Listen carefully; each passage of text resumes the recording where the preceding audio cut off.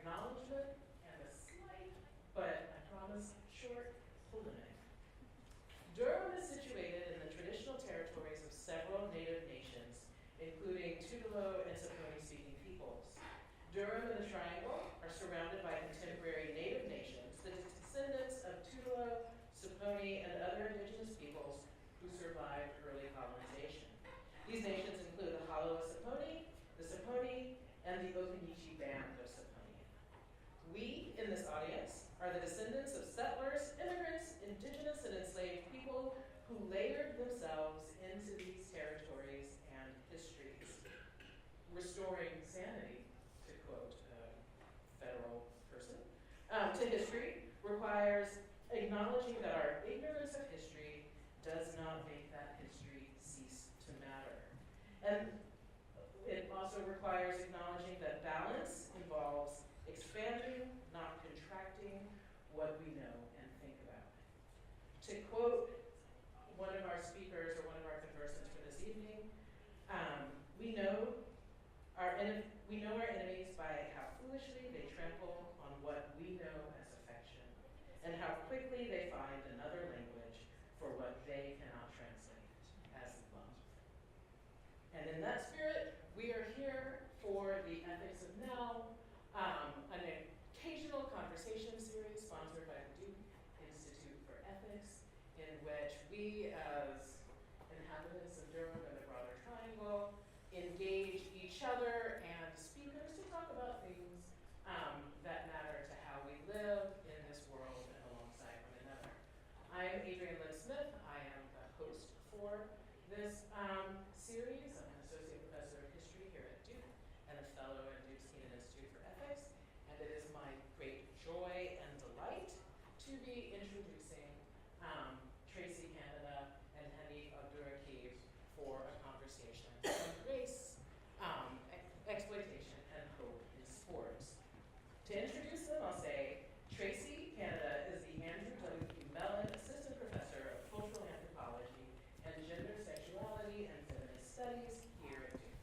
She's also the founder and director of the Research Hub, the Health, Ethnography, and Race Through Sports, or HARTS Lab. Her work has been supported by everyone from the NSF to the Winter Gren Foundation to the NCAA, and it has been featured in such outlets as MoMA, Scientific American, The Guardian, and Time. We're here tonight to weave our conversation through her new book, for sale outside, tackling the everyday, race and nation in big-time college sports. Hanif Abdurraqib is, as English professor at Butler University said, a literary rock star. He is a poet, essayist, and cultural critic who has written beautifully about love and basketball, and maybe, but I don't think, the movie Love and Basketball.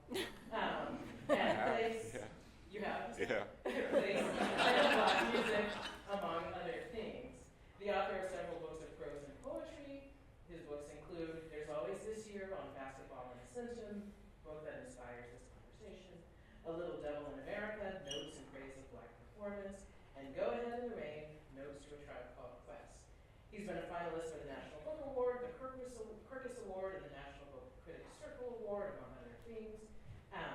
The winner of a MacArthur Foundation Genius Grant, as they're colloquially known.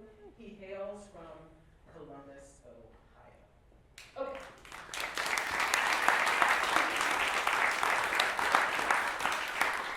So here's what we're going to do.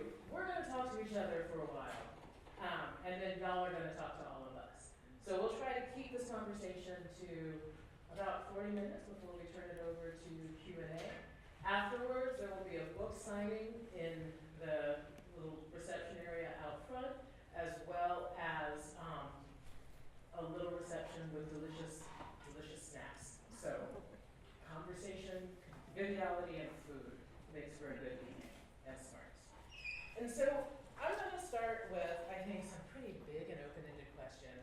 And it occurred to me as I was doing this introduction that I kind of, again, you do these introductions with who people are right now, takes for granted that that's kind of like, that captures something about you. Mm-hmm. But I don't know about y'all or the people that you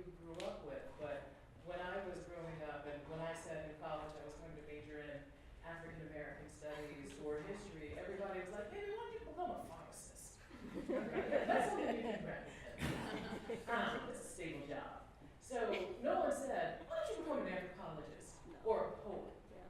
So I'm wondering how y'all became your adult professional selves. How'd you become a poet, an essayist? How'd you become an anthropologist?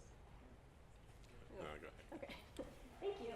Thanks y'all for being here. We really appreciate it. This is really exciting for me, so I just wanted to go ahead and say that, to be in conversation with y'all. To have all of you here, if there's students here, for y'all to come out the day after LDOC is a huge deal, I understand. So thank y'all so much for being here.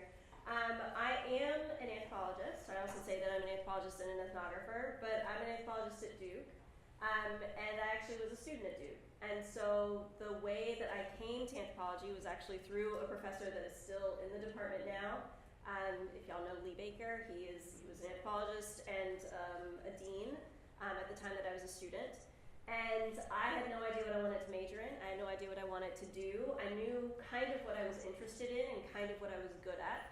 But I didn't know how to put all those things together. And so I would meet with my advisor, and every so often she'd be like, "You need to figure this out. And also you need to go talk to this person down the hall." And so she walked me down the hall to meet Lee. And I took his class my first year, and it was fascinating to me the way that he was talking about issues of race, issues of history, issues of place, how we all fit into that in ways that I had been thinking about growing up in Greensboro, actually. So being in a city that had so much racial history that I had heard about but didn't really know what to do with and didn't know how I fit into it, the way he talked about it was fascinating to me. I was like, oh, there might be something here. And then I realized that he was an anthropologist and I didn't know what that meant. And so I asked him, and he kind of explained it to me. And then he told me that he could do research, that he did research, that I could do research, that I was at a school like Duke where basketball definitely matters, where sports definitely matter, right? And so I was picking up on these threads of where I grew up and how I grew up, the institution I was at, the fact that the basketball team won a national championship my first year on campus, and so it was a very interesting campus to be on at that time. And I was putting all those things together primarily because Lee introduced me to anthropology and a type of anthropology that recognized, if you know anything about the discipline, recognized some of the potential issues with the history of the discipline, but how I could do something different with it, right? Like how I could be different in a discipline that has histories of colonialism, histories of imperialism, histories of racism, right? What can I do differently, and how can I speak to certain issues that are different than what historically has been going on in the discipline, and then sprinkle it a little sports because I'm at Duke and like, why not? And so then that's how I ended up doing what I'm doing now, and I've been doing it since I was an undergrad. But it all came from having a mentor that took the time to explain these things to me and show me the potential of what it was that I wanted to do. Yeah, I think sometimes that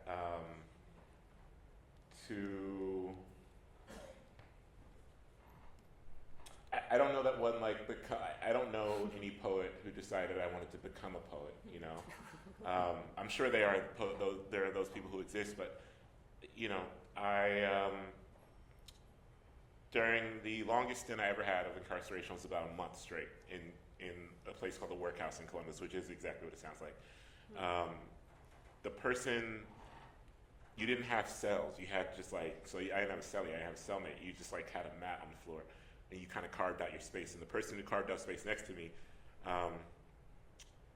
was a guy who tended to the library. And my space was next to the library because no one wanted the library space because I had the shittiest view of what a TV was. And he would write these little haiku on note cards. That's how he spent his days. And after a week, he would give me the little stack that he wrote. It was like a little chapbook, so to speak, or what I would come to understand as a chapbook.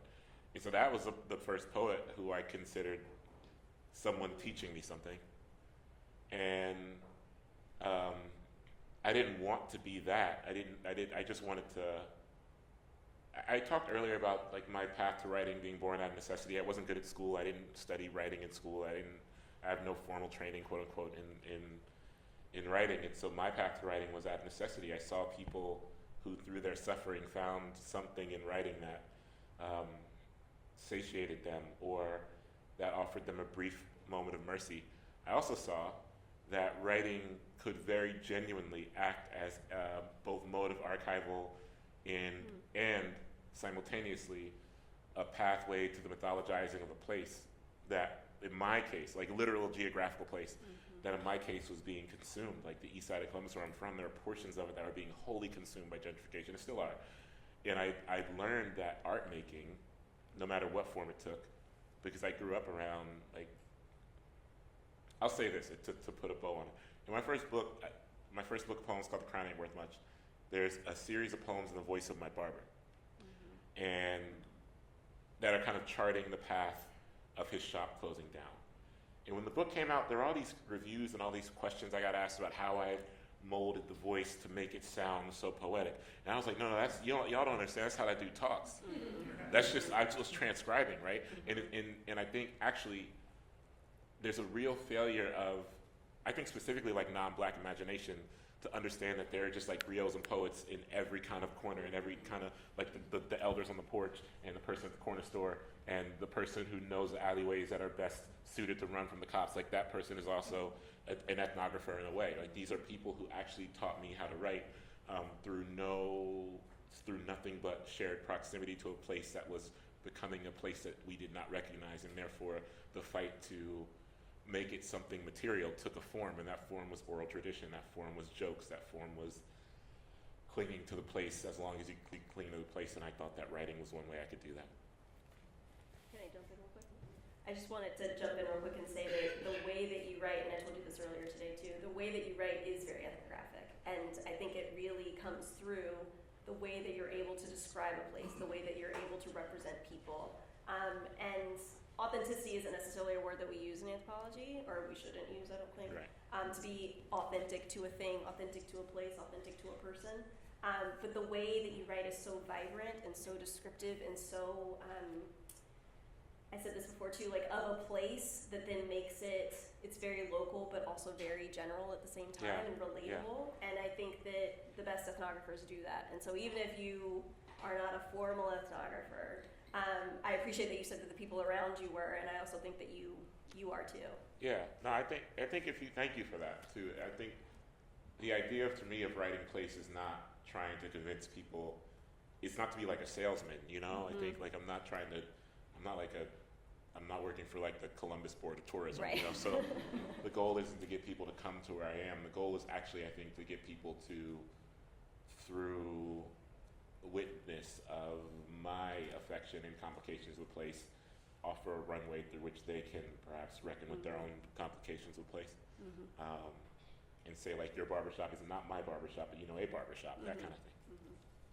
Can you build out on the word witness? Because I was thinking as I was reading your book side by side and thinking about you as an ethnographer, that like, you know, you think of these anthropology keywords, and for me, participant observation is one of them. Yes. And you'd think if you're doing the kind of like, I just went to Google and asked them what observation was, that observation and witness might be synonyms, and they're not, because they're sites of origin and meaning, and what they do are very different things, I think, and the purpose they serve in your two books.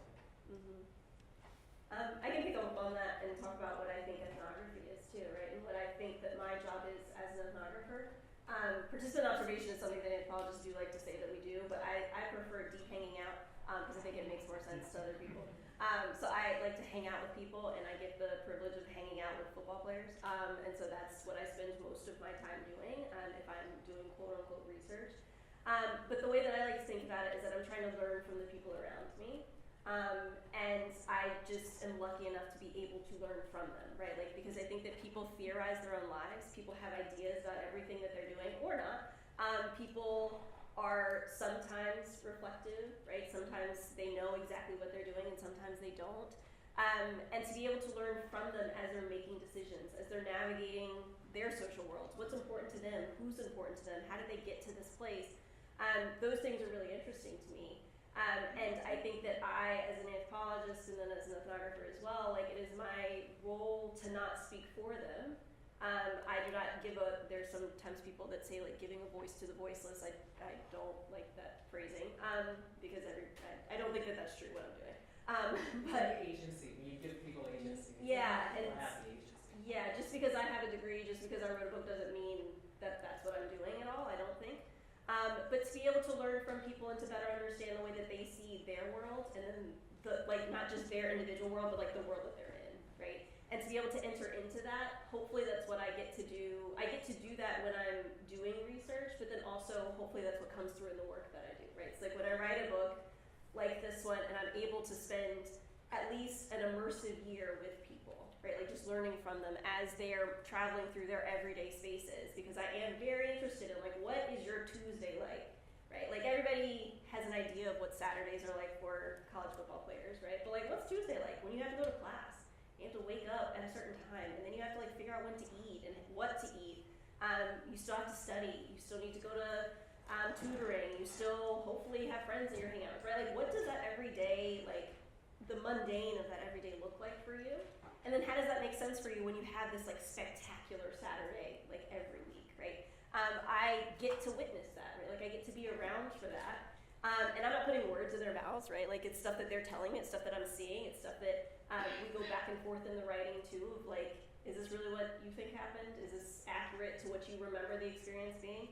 But I'm not speaking for them really. I'm just being able to represent what it is that I see is going on, and in the same way of connecting that to larger ideas that I see too.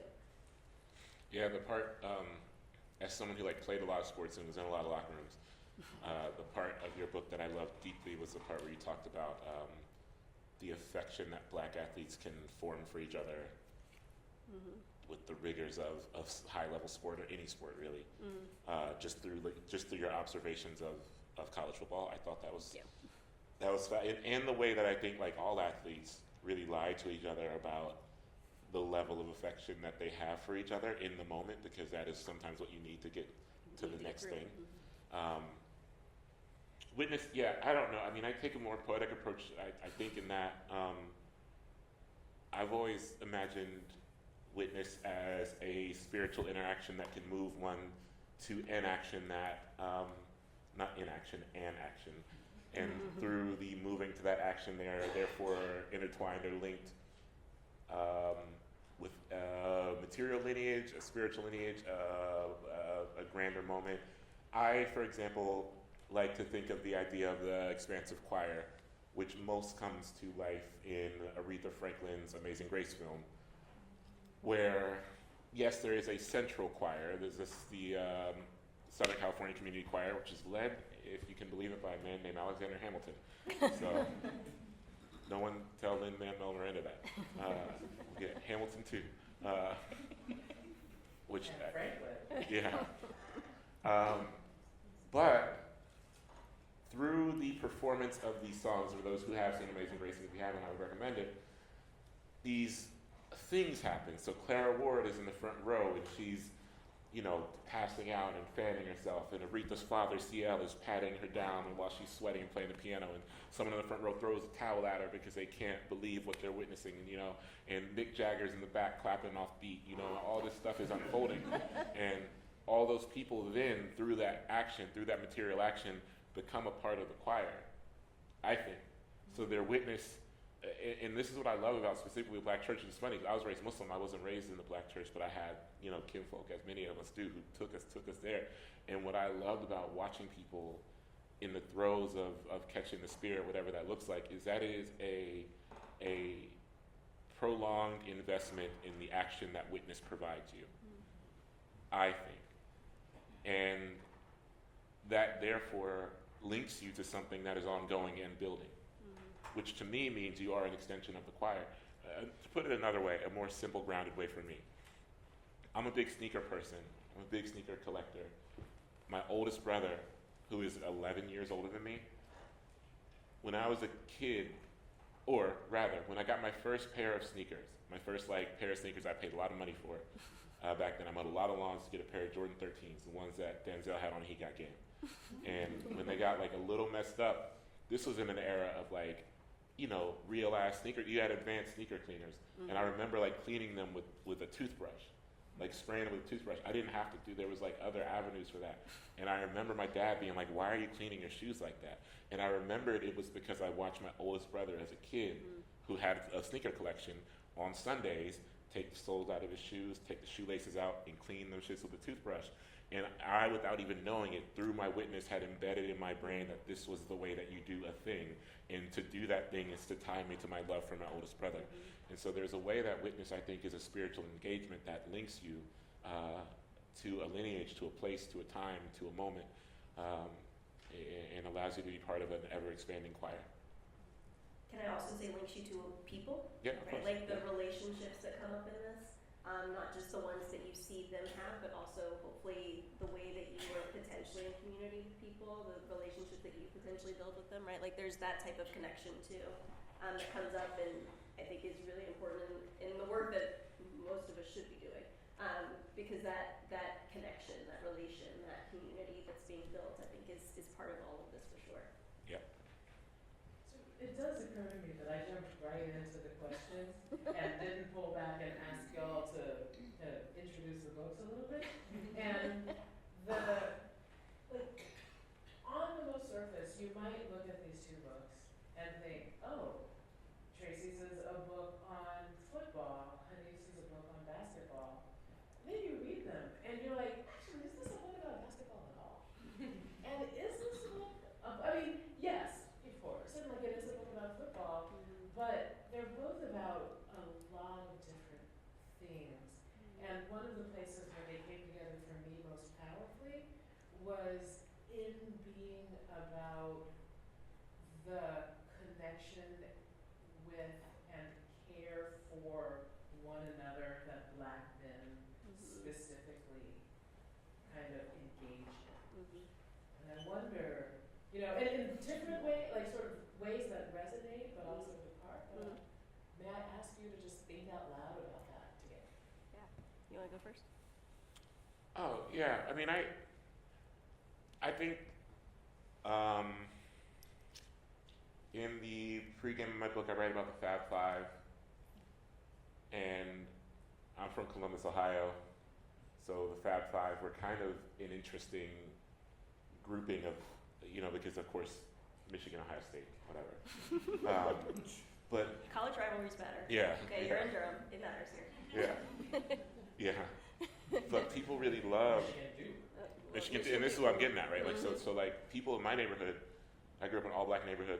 Everyone loved the Fab Five, and we would get local broadcasts because we were so close in proximity. And so, you know, I'd watch these games, and if you Google image the Fab Five, the primary images you'll see are them being affectionate toward one another, hugging each other, jumping on each other, like Jimmy King and Chris Webber rolling on the ground together. And I was fortunate enough to grow up in a neighborhood where like I saw Black men be affectionate towards each other enough, so this was kind of an extension of that. And I loved them because it was like, oh, this is kind of like how people act on my block. And I remember how challenging it was, a dissonance for me when I watched like the first national broadcast of Fab Five, and I saw the way that national broadcasters talked about them, where they was like, they're so scary, the bald heads, the baggy shorts, this is really frightening, they're talking too much. And I thought, oh, I mean, even at that young age, I wasn't parsing through all the racial dynamics, obviously, but I remember thinking, oh, broadly, the world sees this kind of thing differently than I see it. Because these are the guys, or if they feel that way about these guys, and they feel that way or worse about the guys on the block who play basketball with bald heads and baggy shorts in my neighborhood, who are not college athletes, who are stars. And so I really attached myself to the Fab Five. For better or worse, you know, I mean, I think that team had its contradictions and challenges, all college teams did in a pre-NIL era, I think. But that's It's all worked out now. yeah. No more issues. All the problems are solved. Yeah, the NIL has fixed everything. But yeah, I don't know. I mean, I think the Fab Five are a good kind of a good avatar for how I first learned that affection could be feared or misunderstood. There's last thing I'll say, the probably most iconic photo of the Fab Five that you'll see is there's this photo where Chris Webber and Jalen Rose are, has anyone seen this video where they're very close to each other's faces, and Chris Webber's head is cocked and Jalen Rose is like pointing at his chest and clearly see. It looks as though to someone who is like does not know any better, it looks like they are in conflict. But to those who like know and understand what's happening, those are two people who love each other, and one person is getting the other one together. You know what I mean? Like one person is saying like, I know that you are better than you're being, so please get there. And the misreading of that photo specifically, even now the misreading of that photo I think is a real jarring thing for me to wrap my head around. It tells you the narratives that people are bringing to them. Yeah. Bodies. Although now I think that photo's gotten a corrective. I think it's been years enough. But I mean, early on I was like, yo, that photo is like, this is what it is. This is love. Like the beauty and the love that comes from something like that not everybody recognizes. Yeah. I think that what you're picking up on, Adrian, is like why I wanted to be in conversation with you actually, because of the themes, like the resonant themes across our works, but just the different ways that we write about them. And also we're using different sports to write about something that I think is very similar underneath it all. I do write about college football specifically. I write about Black college football players. But the way that I came into it was, you brought up NIL, thinking about exploitation and the ways that they're being exploited by the college football system. But if you talk to any, I'll put retired in quotation marks because they were in college, but they do call themselves retired. Any graduated college football player, most of them will say they loved it, they would do it again, it was like the best time of their lives, and you look at their hands and they're all weird, like their fingers don't straighten, they have these like lasting bodily issues, right? Like they have sometimes horrific experiences with coaches that they'll tell you these like horror stories about, but they love it, right? And that dynamic is something that's really interesting to me and has been for a really long time, of like something that to me looks really violent and really scary, and incredibly problematic once you peel back the layers of how they got there, how they're being used, what's happening to their bodies, how they're not being paid, right? Like all of these dynamics. And so I was really interested in like, well, why? Like why is this something that you're so invested in? Why is this something that you love to do? Like why is it something that you would do over, especially now given that you know all of the issues with it? And a lot of the times what came up, especially being in these spaces, being able to spend time with them, was like the relationships that they build with each other.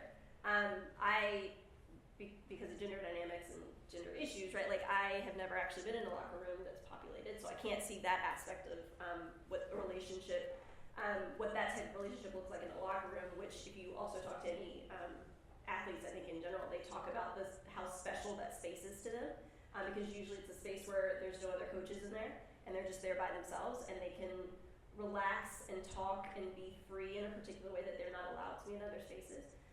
But the relationship that they built with each other is something that I was picking up on because they just bring it up so much, and that's the way that I write about it, is the brotherhood that they form with each other, right? Like there is this idea that is pretty pervasive in sports about the quote-unquote, I call it the football family, but I think that it's created in other sports as well, but I just talked about it in football.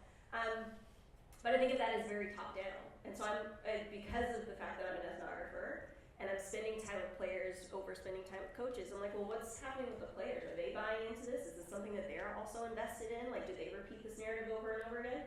And what I was realizing was that because there were, these are Black men that are in a space, who live in certain bodies, right, that are built up in a particular way to play this sport. They need to have particular bodies to play the sport so they don't get as injured as they are almost guaranteed to be.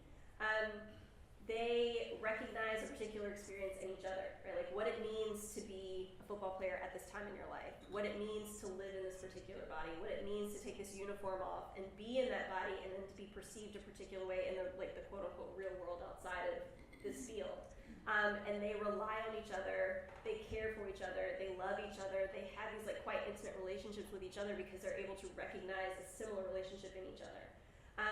And then the other thing that came up that was quite surprising in the work that I do, and I think is also quite contrary to the way that college, specifically football players, are talked about, is the relationships and the intimacy that they have with their mothers, right? Like the ways that moms are factoring into this as really important people in their lives. Like they have these very prominent roles, right? Like I'm walking across campus and I'm FaceTiming my mom as I go to class, right? Like my mom comes and sees me at every single game I play, and whether or not I actually play, if I'm there and I have a uniform on, my mom is there. She bought t-shirts for everybody in the family, and they're gonna show up and my face is on those t-shirts, and she's gonna sit in the same place in the stands, and I know where she is every time, right? The relationships that they have with their mothers to then be able to navigate what I knew was happening, which I still analyze in this way, is like this exploitative system that only cares about their labor, that is trying to get money from them, right? Like they need to win, so all these ways that they're invested in order to win. Who are the people that are genuinely caring for them? Who are the people that are actually concerned with them away from being a player? And it became really clear to me early on that it is this like quite intimate relationship between Black players specifically, and then their moms are factoring in a particular way. So it became a book and a project about family. It became a project about care. And how we're in community with each other and how we take care of each other given all of these other dynamics that are out there trying to harm us too. And you did some deep hanging out with the moms. Yeah, that was Such cool. deep hanging out. That part was cool. Thank you. And had people talk, like, were they practiced in talking to people about their role or their sons, or was this kind of new territory for them to be part of the conversation? I think it was new territory for them. I think, well, how many people have had interaction with an anthropologist? It's like, can I spend time with you for a year, and if I just keep showing up, will you talk to me, right? Like, I don't think that's like, that's not a usual experience. Exactly. But something that I do think about a lot is that I work with and write about people who actually interact with the media a lot, and they usually have like pretty good answers to particular questions that they're going to be asked over and over again. And I think the moms factor into this too, because depending on how good the son is at doing whatever it is that he's doing, like they eventually start to interview the parents. They will interview families, right? Like it starts to broaden. I'm stalling because I'm thinking of the day. Today is Thursday, so the draft is tonight, right? Like, so if you watch the draft, like it's families that are on TV. They're talking to the people that are around them. So they're actually pretty good at certain packaged answers. But then when they realized that I wasn't really interested in that stuff, when I write a book about whoever it is, like your real name's not going to be used, the college strategy is going to be used, right? Like, there's a certain level of like comfort that comes in with that. And the way that I also talk about it is the fact that I'm also a woman and I'm also Black. That there's particular experiences that we shared, and so they were able to talk to me in a particular way, then all bets were off, right? Like, oh, you spent time with my son, like, why is he dating that girl? Or like, why did he get that tattoo? Or like, did you talk to him today? Like, did he drink enough water? You know, like those were the types of questions that would come up. And I'm like, okay, let's get us back. Like, how do you feel about the fact that he's playing football, right? Like, did you just see that he was kind of tackled hard? Like, how do you feel about this, right? Like, I'm trying to get them to do that, and then they're like, oh, like, you're just into trying to figure out what's happening with my 18-year-old son. And so that was actually... In spite of the fact that they're FaceTiming multiple times. Exactly. In spite of the fact that they talk to them all the time. And the other thing that I tried to reinforce with the moms when I spent time with them, too, is the amount of recognition that the players actually give them, right? It's not something that I was making up. It was like they were I think about Tupac's song all the time, like they were always being appreciated by their sons, right? Like they were always writing them back into narratives, even if media, even if coaches, even if fathers, right, like were the ones that were often writing them out. Sons were always talking about their moms. They always showed up in these like really interesting ways, and so that to me as an ethnographer is a thing of like, oh, there's something here, right? Like if it's something that I wouldn't pay attention to before, but all of you are bringing this up, all of you are referencing this. I see you all the time actually doing this. Okay, I need to actually figure out what's going on here. This is a flash of a thought, and then I'll go to my actual question, because the flash of a thought is not a question. It was just when you were talking earlier about kind of bonds and connections and making meaning, I was thinking about the history of the Carlisle Indian School and Jim Thorpe and football, right? And how central that football was for showing the kind of assimilation that Indian schools were meant to do. But then Juliana Barr, my colleague in the history department, is a historian of Native Americans, was saying that Native Americans also have the highest rate of volunteering for military service of any group. And I actually think, as you think about these kind of fraternal bonds that allow for participation in something that might be doing you harm, that there's actually some kind of link to draw out there.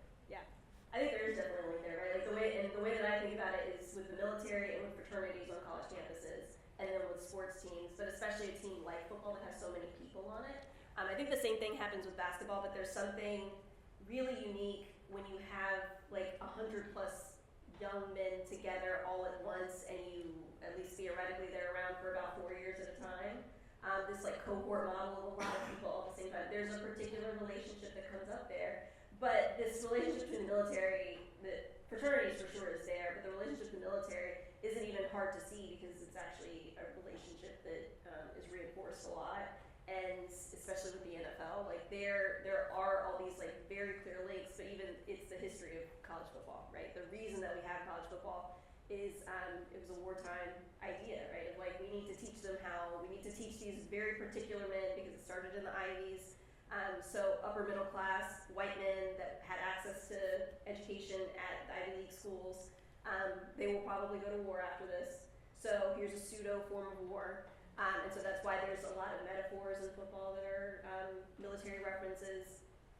That's why it is played in a particular way that it is, because it developed in a particular way to mirror certain things that were happening in the military. Because they were preparing particular men to go fight on behalf of the nation. And so a lot of those ideas that we still see coming up, it's like it didn't come from it didn't come from nowhere. It came from somewhere very particular because it's built into the foundation of the sport itself. I think you were wiggling your microphone like you had a thought. Oh, no. So, there's a million. I'm trying to keep track of time. Yeah. Right? Just keep asking. So, Oh. I will say this, that because this was the question before my brain got sidetracked. But so my father played college football in HBCU. He played football his whole life, state championships, he will tell you multiple times, and as a high schooler. He's so proud. And then played at Southern University in Baton Rouge. Friends who went on to play for the Dallas Cowboys, but he was too small. He shouldn't even have been playing college football probably. And now he has Parkinson's disease. And so this body that was so agile and capable now betrays him all the time.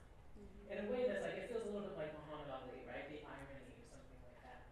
And so he spends a lot of time in his chair, watching television, and if it's not one of the many shows executively produced by Dick Wolf, it's football. And I have so many feelings about this, right? This thing that I resent so much. But it raises these questions for me that we're just like jumping out of both of your books about fandom and attachment and exploitation and also aging. And okay, I said I was going to follow my non-question with a question. This is also not quite a question. But I wonder, of those, right? You mentioned exploitation as one. But to think about what it is to love a team beyond reason, if you help me think about that, both of you. And then also, I think aging especially because, I don't think that your book is necessarily about bodybuilding betrayals in the same way. In some ways it talks about the maturity or kind of looking back on one's own self. But I wonder how these things get wrapped up in one another in your narratives. Well, yeah, I think, football was the route my brother took. My brother was a very good football player, played in college. Soccer was my route, I played in college. And I think the challenge is that at watching him, he could easily coach at any school, I think, if he wanted to. High school, he lives in a very football-rich high school area. And I think he's so averse to it because he's had this interesting reaction to football where I don't know if he wants to be close to it anymore after. And I don't really, I stopped watching football largely in 2015, and people are always like, was it Kaepernick? And no, it was actually, it predated Kaepernick. It was the first game of the NFL season. And to be clear, I was a very avid, I was like a lifelong fan of the Cincinnati Bengals. I would go to like 4 games a year. Like I was a very engaged NFL fan. The first game of the 2015 season was a rematch of the Super Bowl, which was Panthers-Broncos. And in the first quarter, Cam Newton took a hit to the head and was clearly concussed. Extremely concussed. I don't know if I guess I'm in Carolina, folks might remember that game. And then at the start of the second quarter, he came right back out. And I remember I just had this moment. It's wild because before that, I had friends who gave up on watching the NFL, and they were kind of like, it'll just happen one day. And I was like, that's not true. But when he came back out, I remember just being like, oh. It's like, I'm a runner, and so I always joke that like, there's shit I listen to while I'm running that I would never listen to in my normal, you know what I mean? Like, of course. And so, you know, the minute I finish my run and it's like, you know, 21 Savage, I'm like, oh, wait a minute, that's not right. It's like some Severance type shit, you know, where it's like, oh, wait. And I feel like that's what it was with the NFL. I was like, oh, I've been watching this whole time. Yeah. And now, you know, like, I think about that all the time. Like, I think about that when I see, it's funny, I don't really watch football anymore, but I'm from Columbus, Ohio, so football just enters my orbit, so I still know a great deal about football. I'm still in the same fantasy football league I've been in for like 18 years with the same like 12 knuckleheads that I love deeply. And they also don't really watch football anymore, so every year we're just like pouring through fantasy football guides and Wikipedia guides, you know. But the thing is, like when I think about the Tua, like the Dolphins quarterback, I'm like, that is a horrifying scenario. And maybe he just shouldn't play football anymore. And it's wild to me that no one has been like, hey man, maybe you just should not play football anymore. And there's no real way to tell someone that. And to be clear, I understand him. Like I understand that when you've been trained to do this thing for your whole life and then you make it to the pinnacle of the sport and you are a starting quarterback, you're not gonna hear it when someone is like, my guy, this many concussions is going to be bad for you soon. Because for you, it's like, I imagine for him, it's like, for him at this point, he honestly might be like, it's gonna happen anyway, I'm gonna ride it out. And it might sound horrifying, but I can, there but for the grace of God. Like in my mind right now, sitting here, it's easier for me to be like, I wouldn't be like that.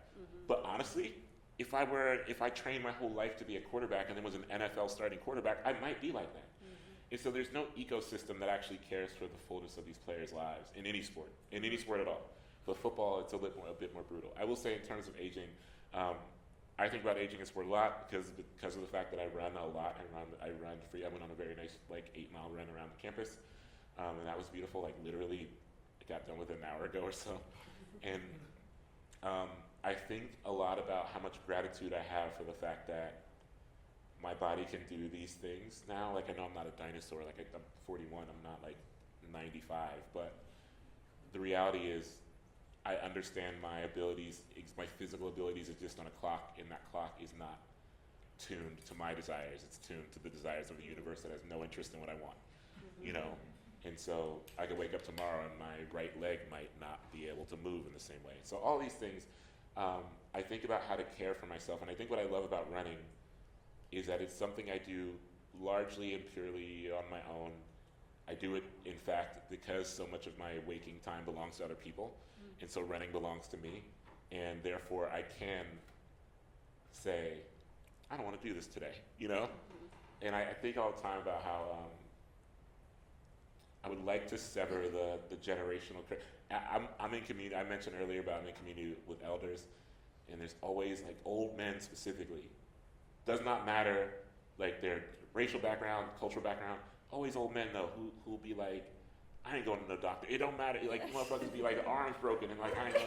And I'm like I gotta break that curse. I gotta break the curse of the generational curse of like being the kind of man. Like I'm gonna go to the doctor for sure.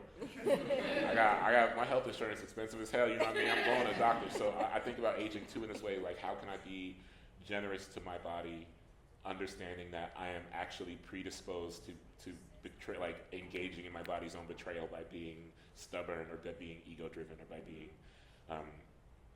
driven by anxiety even too, which I think is at the heart of all that, is these men saying, I don't want to go to the doctor because what if something is wrong, and trying to conquer that. My father would still be saying, I just need to stretch a little. Yeah. If my girlfriend pulled him by his ears. You brought up Tua. The other person I think of a lot with the NFL because he's also still playing is DeMar Hamlin, and the way that he almost literally died on the field. And the way that my work comes into it then is that we know that he almost literally died on the field because the cameras didn't stop, right? And it's the fact that they still needed to fill the airtime that game was supposed to fill in early 2023. And the legend that when he woke up, the first thing he asked about was if they won the game. And after every game after that, the part of the conversation or part of the commentary was a whole script about how the NFL family was thinking about DeMar Hamlin and wishing him well. And then there was this miraculous return to the fields, I want to say by April, I think he was like cleared to come back. And so within 3 months, he was allegedly okay enough to play, and now he is playing still, right? I think about it in this book, but also in the work that I'm about to start doing. I think about injuries a lot, because there is a lot of conversation around brain injury in football specifically. It should be much more of a conversation in other sports as well, but in football specifically, brain injury, concussions, CTE are all part of the conversation. But I am also quite conscious of the fact that playing football doesn't mean, like being injured by football doesn't only mean that you're going to have a brain injury. It also means that, like I was saying before, your fingers no longer straighten, right? Like you are perpetually going to have an ACL issue, right? Like your ankle is never going to be right, and it will always be huge, and it's just like never going to fit in a sock the right way again, right? Those are the things that are really interesting to me because they have kind of been written out of a narrative about football because they are the almost guaranteed things that will happen. And so the thing that I think about, like the first thing I thought about when you're talking about aging is that because football is a sport that is predominantly black men that are playing, right? Like almost at every level we see that. In college, I think now it's about 70% black. I think it's similar in the NFL. The numbers change a little bit, but it's pretty consistently there. In lower levels, it's about 50% black. So when we have black men overrepresented in a sport like this, when we have black men that are often encouraged into particular positions on the field because of the assumptions about their bodies, about their skill, about their intelligence, they're playing positions that are more violent positions on the fields that are going to wear their bodies down more, and they're going to wear them down faster. And even if they all say that they would do it again, one thing that always gets me is if you ask them if they have kids and they would let them play, usually they say no, right? And so they would do it themselves, and they appreciate the experience, but they wouldn't want their kids to go through that experience. And so there is some type of recognition of like, maybe this is one of the best things for me because I wouldn't do it to my kid. But it's the wearing down of their bodies, and so when you have a sport that is overrepresented by black men, then that means that a particular generation of people are also going to be worn down in a particular way when they get older. And we also see that they're still not taken care of once they've left the field, right? Like that's either college or the NFL, because we also see how trifling the NFL is with paying out settlements, or even recognizing that certain injuries were sustained from playing football, right? Like the fact that it took them so long to even recognize that concussions were an issue in football, to even say that CTE was a possibility, to even say that Parkinson's or ALS might be things that you get from that many blows to the head, right? Like these are all things that I think factor into this question that was originally there for me of like, why are people playing this sport, and how do they kind of get away with being this way with so many people that play? But when you put black men in that position, then that does lead me to question like, what does it look like for a football player who's been 60 years old, right? What type of life does he have? Who's caring for him? Who now has to care for him? How is he being invested in? Because there was so much investment in him when he was in college and in the NFL because they really needed him to play. But is he just like left behind once that's happened? Yeah, a little bit like being a soldier. It's so much like being a soldier that there are relationships between the NFL and the DoD to link the two of them, right? There's lots of initiatives for vets and retired NFL players because they unfortunately recognize the similarity in those experiences once they leave. And I think the tagline is something like, once you leave the battlefield or the football field, like who's going to be there for you, right? It's something like that. And so they actually link up vets and retired players because they recognize that them talking to each other actually helps them process the experience that they went through. And my thing is like, why are we even okay with the fact that these are similar experiences, right? Like, why are we, like, clearly we should be investing in it because there's an issue here. But why are these such similar experiences, and why are we okay with them being so close to one another that we need to invest this money to say that y'all should be talking to each other, right? And so I think that that's where I get, is like, what's happening to their bodies when they're young, which I think is bad enough, but that's the same body they're going to have their whole life.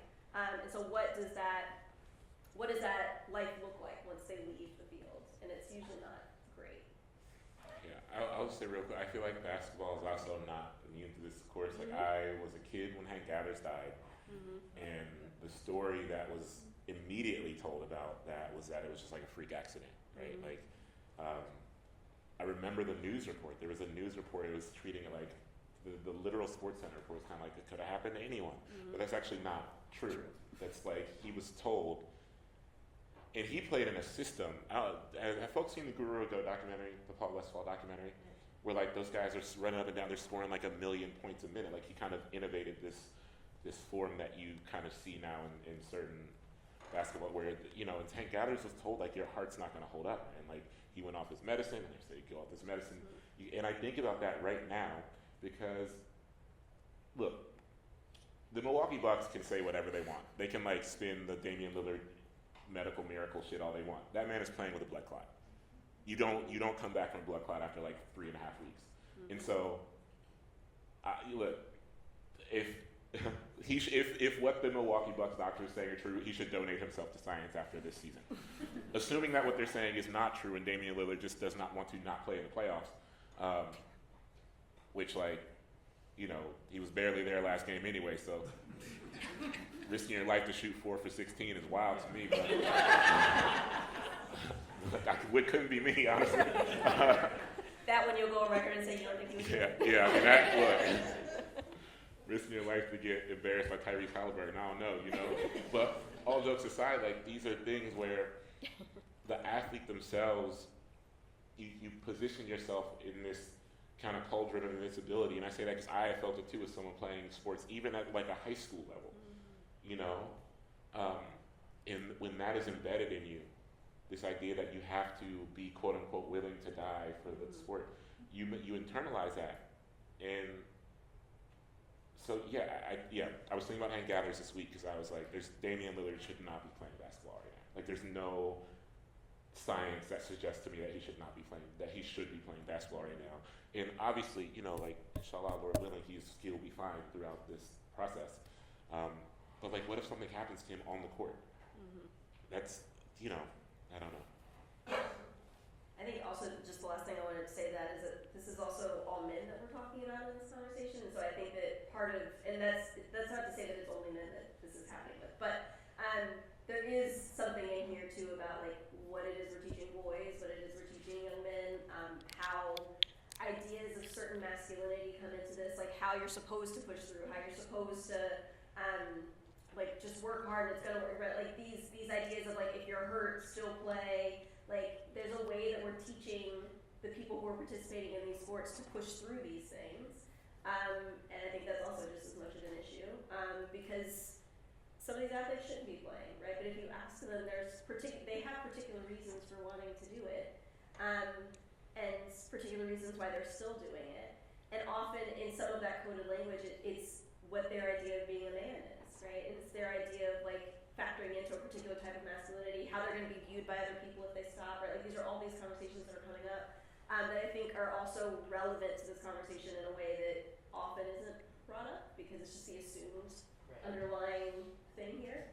I do think that there's a way that also then spills over into girls and women's sports in terms of like we're just as competitive. So I will say, as an example, from the Jordan High School varsity soccer team last season, that there was a game where the goalie played with a broken hip and didn't tell anybody her hip was broken until the game was over because she wasn't going to let her team down.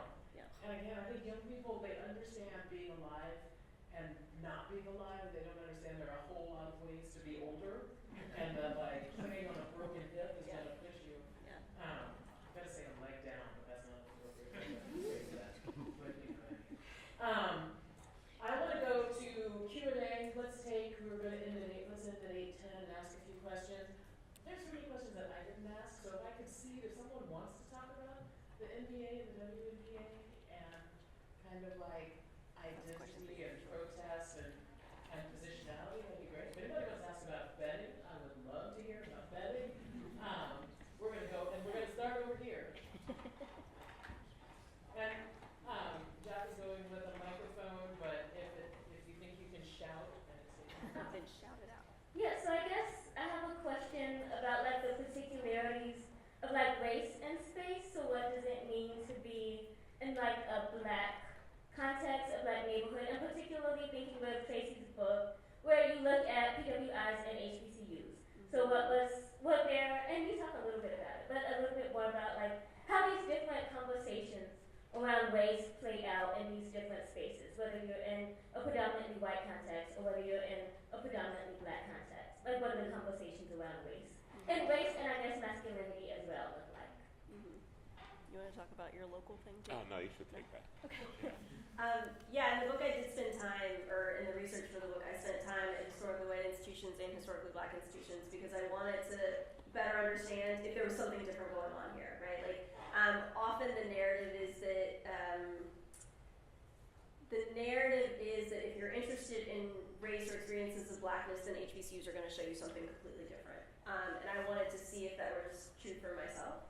And what I found is the experiences of blackness, I think, were maybe a little bit different, but because, again, I was interested in like how the system was working on players themselves, I think the system is the same at HBCUs. Actually, and I was talking about this recently in another talk I was giving. Something about it that's really interesting to me is actually they might be worse off at HBCUs because HBCUs are so severely underfunded. And severely under-resourced and historically so. And so when you have an injury that comes up in football and you're at a particular type of school, they have the ability, let's just use Duke as an example, to send you to Duke Hospital, right? Like that's where your surgeon's gonna come from, that's where your medical care is gonna come from. They have access to that because it's like right there on campus, right? HBCUs don't usually have access to that.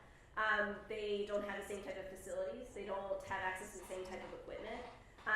Perhaps they don't have the same number of nutritionists on staff, right? And so all of these things that are working against HBCUs in lots of different ways are also playing out in the sporting space.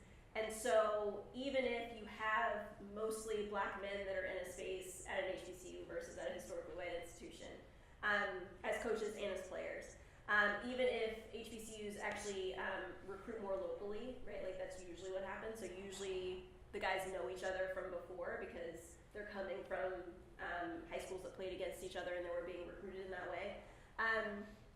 I don't know so much of the relationships that they're forming with each other are different, but their interactions with the system are pretty much the same too, right? And so I think that the thing that does make it different is when you have a historically white institution, and if you look at the numbers and the way that those are factoring out, if let's say 8% of your campus is black students, but 60% of your football team or basketball team is black men, then that means that one, there's going to be assumptions about you if you're a black man on campus and you also don't happen to play one of those sports, right? But if you do happen to play one of those sports, then there's also going to be assumptions about like how you got here, why you're here, like the investment that you have in the classroom, the investment that they have in you. And so I think that there's something that happens in what I was referencing before, the ways that they relate to one another. If there are so many people that are writing these narratives onto you, then you're also going to link up more with the other people that are going through that same experience, right? And so I think it bonds them in a particular way if you're at a historically white institution to say that like we are overrepresented in this particular space. This is where people that look like me are, who are going through a similar experience as me. And so often they are, and just by nature of the sport itself, they spend a lot of time together. They usually live together. They're traveling together. They're eating together, right? Like all of that's going to happen just because of the nature of the sport. But then you put them in a space where everyone else in the classroom with them is white, and has these assumptions about how they ended up on campus and why they're even there. Then that's also going to lead to the ways that they relate to each other and the bonds they form with each other that are much deeper than just, oh, this is my teammate, right? Like it's not going to be just that. It's because of all of these things together that they're going through. And again, for lots of years, right? Like 4 or 5 years, when you're in that space over and over again, it's going to lead to a very particular relationship that you have with everybody else. I suspect the nails in the coffin of affirmative action are going to intensify that thing. Yeah.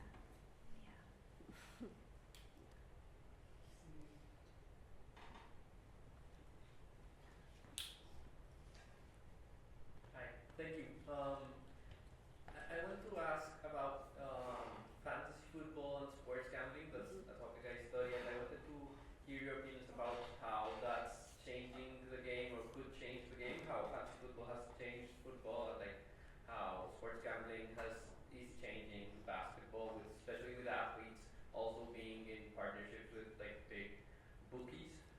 But I also want to reflect upon how the gambling industry is also funding sports in a very particular way, and that with those funds, things are also changing, and like money is also going to support teams. So yeah, I want to hear your opinions about that. I say something quickly?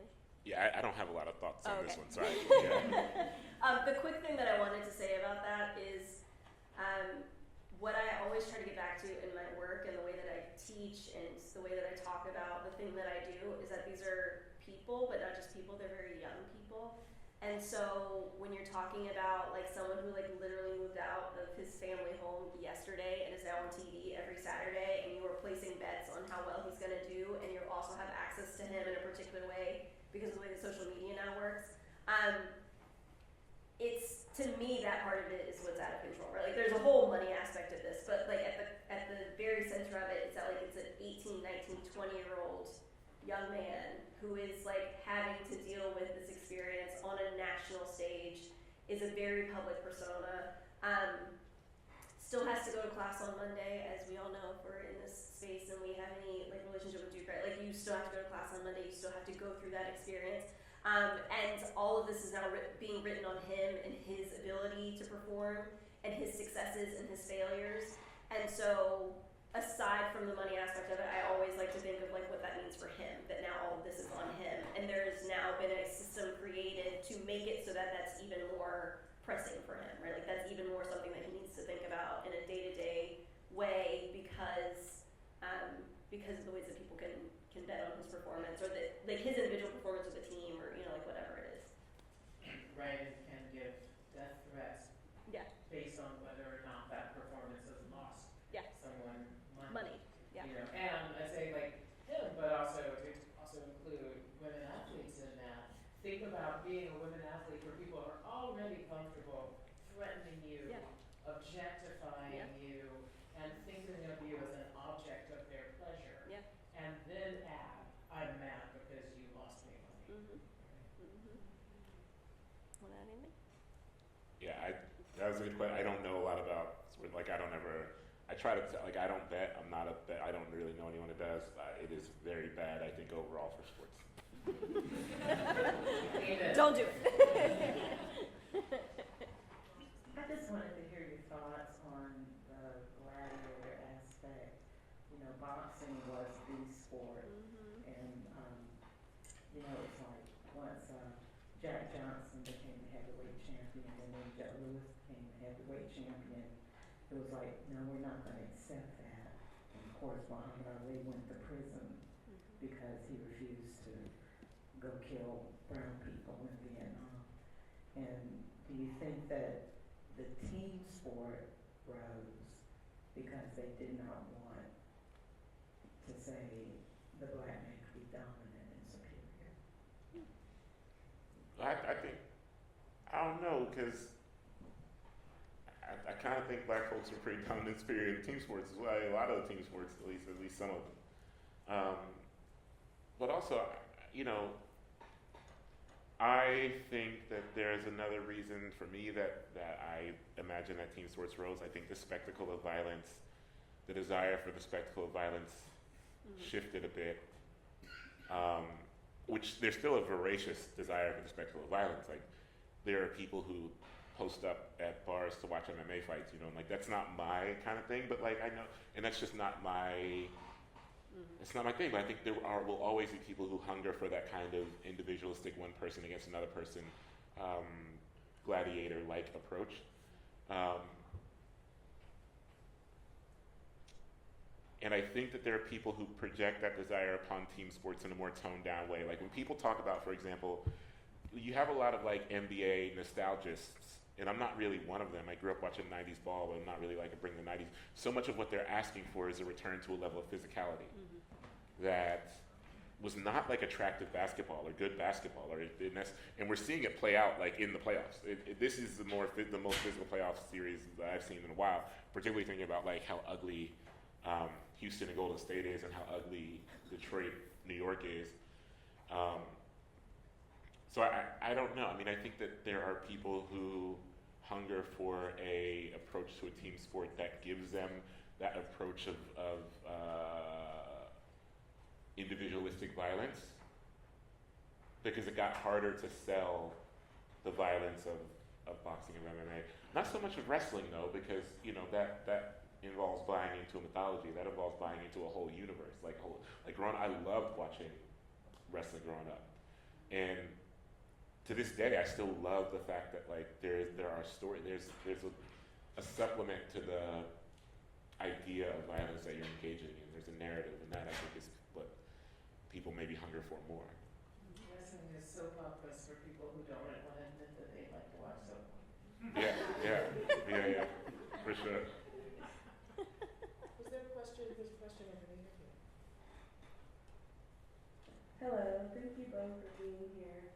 I am interested in sport as religion. You used the word before, witness, and I love that word a lot. I think about it philosophically. And so I'm wondering if you have any poetically inclined words, Hanif, about spirituality in sport, the crowd, the energy, what it does for players, what they get from that. And then Tracy, for you, I'm wondering if in your research if it's reflected back at you that players talk about the sport in that way, if they feel a kind of energy and spirit that comes from the crowd, that comes from fandom. You want to go? Yeah, I think about the free throw line ritual as a spiritual practice, which is something I'm very interested in, or the pre-penalty kick ritual. These moments of silence that have to be filled by action. Like getting into a zone the moment before a pitcher throws a baseball. And so that one I think is most interesting because it happens, so if you are a starting pitcher at least and you go, let's say 6 innings, that is happening over 50 times. You're engaging in a spiritual return. And there's always this year I write about the fact that I write about this idea that ritual equals religion to some degree. To return to something is you return to something enough times it becomes a god, and therefore through acting out your return, and you are praying in some way. And there are guys who have had the same free throw line, players, like someone like Nafisa Collier, even her like kind of prolonged these free throw rituals that she's had for like as long as I've watched her play, And that means that they were happening even before I started watching her play, undoubtedly. Like I don't imagine she got to UConn and was like, I'm gonna invent this. And so I like to think that there is a part of a professional athlete, not all of them, but some of them, who still carry something childlike within them. And the manifestation of that childlikeness usually comes through these rituals that were first embedded in them as children, be it free throw ritual, the thing you do before the game, the thing you do warming up on the mound, the thing you do before you take a corner kick. These kind of things, I had them as a player. And if I were good enough to be playing in the pro league, I would still do them because those are our comforts. And I think sometimes spirituality in returns are more about comforts than anything else. I think the very notion of, I don't know. I mean, like a lot of people go to faith for many reasons, but at least one of them I think is embedded to believe there is a God is to offer comfort. Like I don't know how I am. So I am largely indifferent about God, but I very much am required to believe in heaven. It offers me a comfort to believe that all the people I've lost in my life are somewhere waiting for me to arrive. Some of them, I might go to hell and some of them might be there, so I'll see them there too. Well, we've got a good 50-50 split. It'll be like me and like Phil Spector and some of my friends. In like every American president.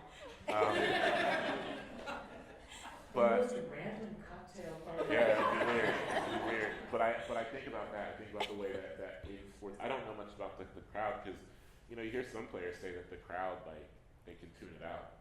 Yeah. And even that tuning out though is a kind of spiritual return. I would answer that question in a very different way. But 2 things come to mind. The first one is during the pandemic season of play, so fall 2020, when football players were brought back onto a lot of Power 5, Power 4, however you want to call it now, Power 5, Power 4 college campuses because the colleges needed them to play because they were going to lose money, a lot of money, if they didn't play. If you watched football at all that season, usually the stands were empty. And they would pump them with fake crowd noise, and there would be like cardboard cutouts of people that they would sit up in to mimic that there was a crowd. And just to your question about like the energy that you get from being in a full stadium, if you've ever been in a football stadium that's empty, it's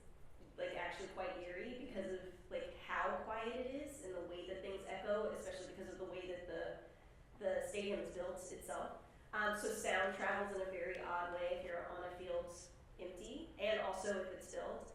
And so a lot of players talked about like what was lost that season from not having the energy from the crowd, right? Of like to be expected to perform and to do those things when they were mostly on campus by themselves, and then also mostly in a stadium by themselves, and also some schools didn't allow for even their families to attend. So like they were also by themselves and divorced from these relationships that I recognize is really important for them as people who would come and watch games with them or watch them in games. They would talk about what that experience was like and how it was just like fundamentally different playing football that season than it had been any other season that they had played. And none of the players that I worked with talked about this in terms of spirituality, in terms of like any type of religious language at all.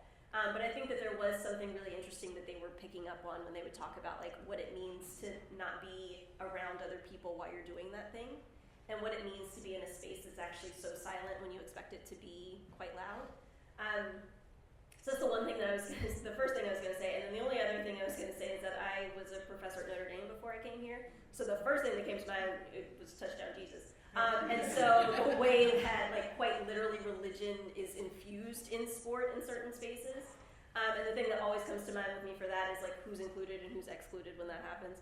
So when you have coaches who are very openly talking about praying before games, when you have coaches who are very openly talking about the fact that it's a particular type of institution and they want certain students to be there because it helps the mission of the university, the mission of the institution. Because I'm always so focused on the players themselves, the question that comes to mind is like who's left out of that, who is uncomfortable in that space, who doesn't want to be there. Why are these things so tied together anyway, right? Like why is religion in that way so infused in a sport specifically like football, and actually it comes back to reasons of the foundation and how the military plays into it and all of that. But I just wonder who that's for and what work it's doing, and also who's left out of those particular narratives. And I think that that's something, again, it's not just football that does this. Also, yeah, there's plenty of other sports that infuse this in a particular way, but to think back to Touchdown Jesus and what that meant, to have that mural, that mural is, if you know anything about Notre Dame's campus, that mural is on the library, and so the way that the library is positioned against the football stadium is actually quite strange. The football stadium is so central to that campus, but the fact that that mural stands right behind where the football stadium is, like it's infused in the sport. It's infused every time anyone actually scores, whether it's Notre Dame or their opposing team. And then again, it comes back to like the sound, right? Like the roar that comes once they score and they're looking at that mural. I think that there's something there, right? But it's not something that the players themselves would talk about, and that's not something that I think about a lot of my own work. But just like the literal representations of this, I think are so prevalent, and it's also something else that needs to be discussed more. I guess I'm wondering, for these players who haven't reached the pinnacle of their sport, but were really good and kind of dedicated their young lives to that sport, and outside of their town or their area are not really gonna have name recognition tied to that sport, and now have to wrestle with this idea of who am I, what is my identity, not as an athlete. How can we better take care of those folks before they even get to college, or before they even get to the NBA or NFL? So yeah, that's my question. I have a quick answer to that, and then I actually want you to end with it because I think that's like a very prevalent theme in your book. The thing that I try to write into my work is that we need to rethink what it means to be successful. And so at the very beginning of my book, I try to say that like I'm talking about successful Black college football players, but I don't mean success in that they made it to the NFL, because most of them will not. The NCAA likes to say that 98% of their athletes will go pro in something other than their sport, which I think is problematic on one level, but is also quite representative of the fact that like it's impossible for all of them to quote unquote make it in that way. And so success can't be making it to the league. And I think that success can mean, for the people that I'm working with, of like, you do get a college degree, because actually some of them don't, right? Like some of them will leave before then. You leave with at least most of your faculties, so like you leave with the body that's like decently functioning, you leave with relationships, you leave with skills, you leave with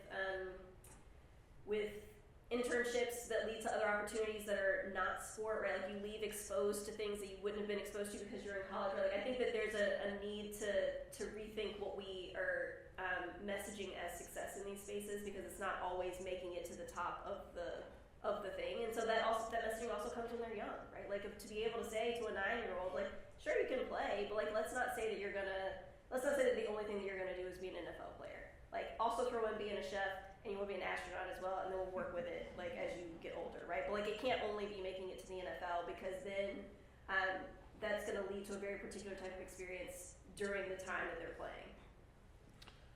I can't have much of that except to say that I think a big function of what I was trying to unravel in my book is that to make it in some ways means that you have a legacy somewhere, and that legacy echoes beyond your playing days. There are countless players from Columbus who did not make the league at all, most of them in fact, but they are beloved in the places where they played. They are looked up to by players, young players who were not even alive when they played, because their names have been kind of cemented in that place.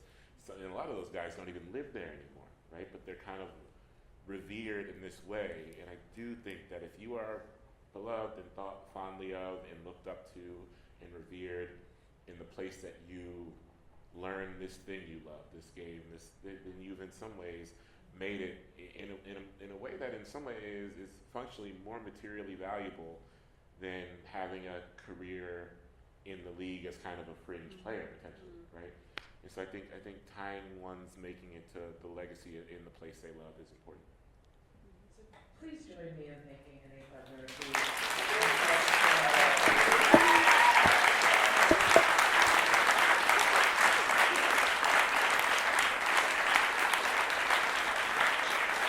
Thanks to you all for being here. Go get delicious snacks. Go buy the book. The words and vision in both of these books are beautiful, and they are about the sports that we talked about. They're about so much more. You know, the sort of like On Ascension is an elegy of place. Tracy's book as a sort of like exploration of people learning how to care for themselves. I think they're both really gorgeous and inspiring, and I'm so glad that I ended my semester with them. Thank you.